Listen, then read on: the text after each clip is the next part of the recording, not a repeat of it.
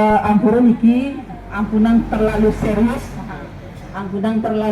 Pak. Memang yang ngejar niki, apalagi niki mic-nya ngelelang niki. Baru niki numbas, Pak. Nggih. Tiang yang rayenang niki ngamel. Nggih.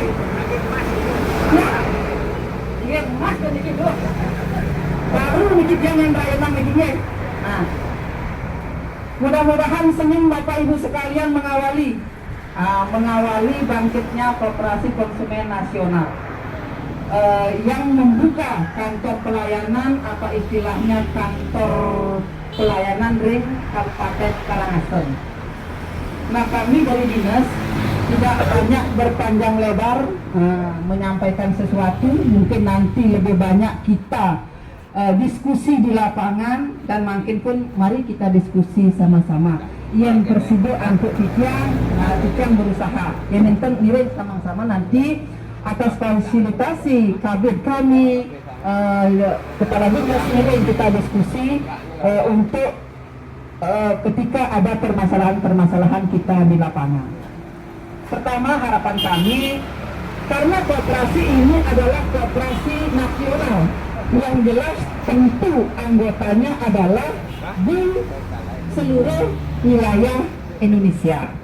Nah, kalau di Kabupaten Karangasem, ketika Bapak Ibu membuka pelayanan di Kabupaten Karangasem, otomatis langsung ataupun tidak langsung Bapak Ibu memiliki anggota IDIKI. Anggota di Kabupaten Karangasem untuk Koperasi Konsumen Nasional itu juga nanti harus dikuatkan dengan dia masuk di buku daftar anggota. Ketika anggota niki masuk menjadi anggota Koperasi Konsumen Nasional, bagian dari Koperasi Konsumen Nasional, dia harus terdaftar sesuai dengan Undang-Undang Nomor 25 Tahun 1992. Dia harus, anggota niki harus membayar simpanan pokok dan simpanan wajib, sah menjadi anggota dan terdaftar di buku daftar anggota. Sampun ke bapak-bapak ibu terdaftar di buku daftar anggota, ada membayar simpanan pokok dan simpanan wajib. Sampun. Jumlah anggota DRIKI berapa? Kota Kreatif yang terdiri dari Pak Gede Putrianawo, Pak Kaler, Pak Bintang, Pak Silaselikon, Pak Bagus, dan teman-teman yang lain. Jadi saya banyak mengucapkan terima kasih atas kerja teman-teman yang sudah merampungkan tempat pelayanan PPD BBM bersubsidi Kecamatan 1 dan bersama di Desa Bubuk, Kabupaten Karangasem. Yang terhormat teman-teman pengurus, ada kebetulan di sini Pak Pasa Arundawa, dia di pengurus sebagai bendahara, sekaligus sebagai sekretaris Himpunan Kerukunan Tani Indonesia. Jadi pembina kita Pak Widodo ya Pak ya. Amnya sebagai sekretaris HKTI Bali bersama Pak Edi Wakil Bupati Tabanan. Jam 11 dulu, mungkin setelah saya menyampaikan sedikit saja, mungkin biar ini mulai diresmikan oleh kami. Terima kasih Bapak Kepala Dinas atau yang wakilnya Ibu sudah mau berkenan hadir di tempat yang sangat sederhana ini, tapi terlepas dari sederhana yang penting tujuannya. Gitu. Jadi begini, mengenai kadang-kadang kita kalau bicara nelayan ya, aturan yang ada di Indonesia itu tumpang tindih, terikat dan lagi dan kadang membingungkan kita. Jangankan kita yang sederhana ya, yang kalau saya tanya nanti siapa yang harusnya menggawangi ini dalam rangka nelayan, petani dan sebagainya, bingung. Saya sudah sering berkomunikasi sekarang ini. Jadi kalau saya runut juga undang-undangnya luar biasa bikin kepala pening. Berganti, kadang ini begini, ada sekarang undang-undang kita karya lagi yang sudah mempertegas lagi mengenai aturan gas. Tapi kita nelayan ini sederhana saja. Yang penting jangan memperjualbelikan BBM subsidi ini. Kalau nelayan adalah memang menjadi yang berhak mendapat BBM subsidi. Tapi jangan kita menggunakan hak kita secara salah ya. Artinya kita ini koperasi kan mewadahi yang notabene milik anggota. Jadi kita ini posisi kita adalah sebagai konsumen langsung. Jadi kita hadir mengikuti rujukan dari undang-undang yang ada nomor 17 tapi di sana masih ada tanda petik karena apa? Karena yang dimaksud dengan BBM tertentu itu masih solar sama minyak tanah. Sementara pertalite penugasan. Kalau dicari di semua referensi penugasan itu nggak jelas bagaimana cara kita mendapatkannya. Tapi rambu-rambunya ada. Selama kita tidak dalam kegiatan ini untuk keuntungan, kita terlepas dari semua sanksi yang ada di dalam undang-undang. Jadi itu bersih. Jadi koperasi ini adalah ya kita semua. Koperasi bukan private company, jadi milik seorang orang enggak. Ini koperasi ini milik anggotanya. Jadi kita mewakili, kan tujuan kita berkoperasi kan, apalagi koperasi konsumen, lebih efektif dalam memenuhi kebutuhan keseharian mereka, terutama menyangkut profesi mereka. Kalau Sunton Sawsani kan nelayan nih, tani. Jadi hal yang paling mencolok di Karangasem ini kan ruang lingkup kegiatan usaha di Karangasem ini sepi. Kenapa saya katakan sepi? Mungkin dari Sawsani karena sudah menjadi keseharian, tidak terasa. Saya waktu SMP itu di Karangasem ya, Karangasem itu benar-benar kota. Ramai sekali itu kegiatan ini. Saya benar-benar merasa wah antusias ya. Tapi kalau sekarang coba hari Sabtu Minggu main ke kota Karangasem, kebalik Pak, malah pedesaan boleh dibilang ramenya tuh kayak perkotaan. Karangasem kayak kampung, sedikit sekali orang. Itu artinya apa? Itu artinya ekonomi nggak jalan sesungguhnya. Kalau ekonomi itu jalan itu kalau boleh kita lihat sini, kalau perputaran money-nya tinggi, kegiatan usahanya banyak, nah itu bisa. Coba sekarang lihat nih, saya punya di Hardis itu dulu ada kegiatan usaha dalam T2 itu. Terus saya lihat di Gamilan itu, saya lihat ada toko ya, toko jualan fashion, baju-baju Bali itu. 2 bulannya lagi saya lewat itu berubah jadi jualan baby guling. 2 bulannya lagi saya lewat berubah dikontrakkan. Itu artinya apa? Ekonomi mandek di Karangasem.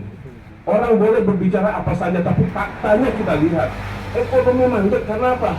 Kita punya generasi muda sekarang Karangasem ini semua lari keluar. Kalau orang bilang Indonesia ini beberapa tahun ke depan menjadi urutan nomor 3, nomor 5 terbesar di dunia. Kenapa? Sama Cina, India itu. Karena anggota sumber daya produktifnya itu banyak. Jepang kurang orang, Korea kurang orang, makanya banyak motor kita yang dikirim ke luar negeri kan. Nah di Karangasem ini semua generasi mudanya pergi. Terus siapa yang ngurusin nanti Karangasem ini? Siapa yang jagain bapak mereka yang tua? Siapa yang ngurus sawah mereka? Ini persoalan, makanya ayo kita sekarang mulai meskipun dalam tahap yang kecil. Kita mulai gerakkan sektor ekonomi, mudah-mudahan ke depan ini kita bisa berlanjut lagi sehingga kita bisa menyetop lagi urbanisasi. Minimal dengan kegiatan ini kita bisa mempekerjakan beberapa orang karyawan yang tadinya kerja di Denpasar jadi kerja di Karangasem. Dia bisa menjaga orang tuanya gitu dan sebagainya. Nah itulah tujuan kita ya. Jadi secara singkat yang bilang selama ini adalah tempat pelayanan koperasi ya. Jadi jangan disebut ini Pomini, Pertamini itu jangan. Karena ini bukan Pomini, bukan Pertamini, itu semuanya ilegal. Misalnya mau jadi bebek, nelayan nggak punya uang, bisa di sini ada yang pinjam. Yang punya uang bisa membantu temannya untuk membangun fasilitas. Oke, tadi mikir. Jadi secara perizinan kami tuntas, tentu kami tidak akan masuk ke area di mana kami masih abu-abu atau apalagi melanggar, kita tidak akan melakukan hal seperti itu. Jadi segera setelah hari ini Bu, kami akan kopikan semua itu NIB gitu. Kita tentu akan ada komunikasi juga dengan dinas, meskipun ini kita nasional tapi tetap kita harus berkolaborasi dengan dinas terkait yang ada di daerah. Sebelum bisa nih Bu dari dinas koperasi dan Bapak Sobur Raun, sebenarnya kita juga undang dinas perikanan, dinas pertanian, pangan dan perikanan. Cuman Rajani lewat WA sih sudah bilang mau sekretarisnya yang hadir, cuman sampai hari ini belum hadir. Ada juga undang beberapa anggota DPRD komisi yang berasal dari Samo, juga dari Bukbuk, untuk ikut bersama-sama mengawal apa yang kita juga sebenarnya undang dari SPBU ya. SPBU Pak Sukedana yang mungkin sangat membantu mengapresiasi untuk kegiatan kita ini. Itu aja yang bisa kami sampaikan. Satu lagi yang masih ketinggalan biar dari dinas juga jenar melihat kegiatan kita ini, bahwa kita juga sudah minta petunjuk sama Tata Niaga yang notabene mereka yang punya kewenangan untuk mengatur BBM penugasan ini. Nah, kita diarahkan Pak ini tinggal urus rekomendasinya, keterangan dari lurah, kalau kepala pelabuhan bisa, dinas bisa untuk BBM penugasan Pertalite ya. Nah, sebenarnya kalau kita mengacu ke Pak Muldoko marah gitu, padahal dia sekretaris presiden gitu. Kenapa nelayan kita kalau sudah bawa kartu kusuka masih diminta ini itu? Padahal kalau sudah kartu kusuka itu sudah biasanya harus dilayani oleh SPBU. Tapi kenyataan di lapangan kan tidak seperti itu. Nah, inilah yang membuat yang saya bilang selalu abu-abu ini. Tapi jangan hilang semangat, nelayan harus maju terus, tanpa nelayan kita nggak makan ikan. Ini semua kali ini ke penyampaian konklusi saya, semoga bermanfaat buat semua. Terima kasih.